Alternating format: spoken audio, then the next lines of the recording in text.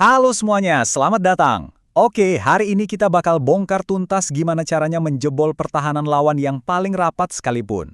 Kita akan fokus ke gerakan-gerakan menyerang yang terkoordinasi, yang melibatkan 2-3 pemain, buat menciptakan peluang emas. Pernah nggak sih ngerasa frustrasi waktu tim Anda ketemu lawan yang defense-nya solid banget, rapat banget kayak tembok? Bola cuma muter-muter di luar, bingung mau nembus dari mana. Nah, kalau Anda pernah ngalamin itu, pembahasan ini pas banget buat Anda. Di sini kita akan sama-sama membangun semacam playbook taktis buat Anda. Kita akan pelajari beberapa gerakan yang bisa langsung Anda pakai bareng teman setim, biar serangan tim Anda jadi jauh lebih berbahaya di lapangan. Oke, kita mulai dari yang paling dasar ya.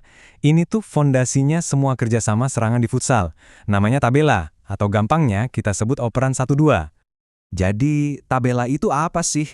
Simple banget sebetulnya. Ini adalah gerakan di mana satu pemain oper bola, dia langsung lari cari ruang kosong, dan detik itu juga dia langsung terima operan balik. Pokoknya urutannya 3, oper, lari, terima. Oke, kita bedah deh cara mainnya yang paling klasik. Biasanya ini terjadi antara pemain sayap atau ala sama pemain poros atau pivot. Pertama, si ala kasih operan yang kenceng dan akurat ke pivot. Nah, penting nih, begitu bola lepas dari kaki, si ala jangan cuma nonton. Dia harus langsung sprint ke ruang kosong di belakang back. Pivotnya juga nggak nahan bola, tapi langsung sekali sentuh, oper balik ke jalur lari si ala. Hasilnya, si ala terima bola sambil lari, backnya ketinggalan, dan dia udah ada di posisi yang bahaya banget buat lawan. Biar tabelanya makin jago, ada beberapa kunci nih yang perlu diperhatikan. Gerakan ini paling efektif kalau dilakuin di sisi lapangan. Terus, operan pertamanya harus tegas, biar nggak gampang dipotong. Dan yang paling krusial, lari tanpa bolanya itu harus meledak. Bukan jogging sore ya, tapi sprint pendek buat ninggalin back. Ingat juga, operan baliknya itu harus enak. Pas di jalur lari dia, jangan malas di kakinya. Ini senjata ampuh banget buat bongkar pertahanan yang jagain pemain satu-satu dengan ketat. Oke, kalau tabela udah dikuasai, saatnya kita naik level ke gerakan tipuan. Sekarang kita bakal bahas 2 taktik cerdas buat menciptakan ruang, namanya crossover dan block. Terus, apa bedanya? Gini deh, gampangnya. Kalau crossover atau cruzamento, pemain yang nggak bawa bola itu lari nyilang di belakang temennya yang lagi bawa bola. Tujuannya buat apa? Buat bikin backnya bingung. Nah, beda lagi nih sama block atau blokeo. Kalau ini, pemain tanpa bola sengaja pasang badan buat ngehalangin back lawan biar temennya yang bawa bola bisa lewat dengan leluasa. Yang bikin crossover ini keren adalah opsinya banyak, jadi susah ditebak. Setelah lari nyilang, si pembawa bola bisa milih. Pertama, dia bisa lakuin pisada, yaitu operan pakai telapak sepatu ke belakang ke temennya yang barusan lari. Kedua, dia bisa pura-pura oper, malah lanjut gocek sendiri ke ruang yang kosong. Atau ketiga, dia bisa lihat ada teman lain yang posisinya lebih bagus, terus langsung kasih umpan terobosan. Sekarang kita ngomongin blok. Nah, yang ini agak tricky. Risikonya tinggi, tapi kalau berhasil, hasilnya mantap banget. Kenapa berisiko? Karena kalau salah sedikit aja pasang badannya, bisa dianggap pelanggaran. Makanya, gerakan ini paling aman dan efektif dilakuin pas situasi bola mati, kayak kick-in atau tendangan sudut.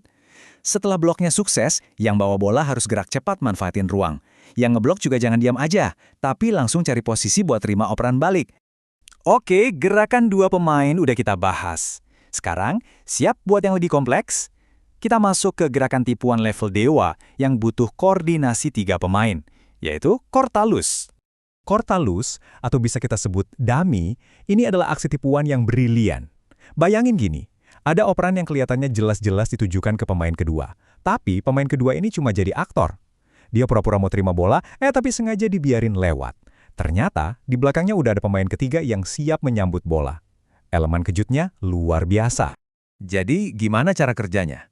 Pemain 1 oper bola ke arah pemain 2. Kelihatannya operan biasa, tapi kuncinya ada di pemain 2 dan 3.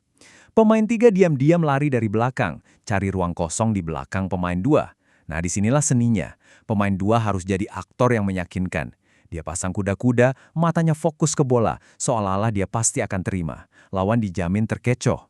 Pas bola udah deket, zup, dia biarin aja bolanya lewat. Pemain 3 yang datang dari belakang tinggal terima bola di ruang kosong. 2 bek lawan bisa terlewati seketika. Nih, ada tips pro biar Kortalusnya makin mantap. Cara paling nipu adalah dengan membiarkan bolanya lewat di antara kedua kaki, atau istilahnya dikolongin. Wah, itu dijamin bikin lawan mati langkah. karena gerakan tipuannya jadi kelihatan natural banget dan susah dibaca. Oke, sekarang kita udah punya beberapa senjata ampuh di gudang taktik kita. Pertanyaan pentingnya sekarang adalah, kapan waktu yang tepat buat pakai masing-masing gerakan ini di dalam pertandingan? Biar gampang ingatnya, lihat aja contekan taktis ini.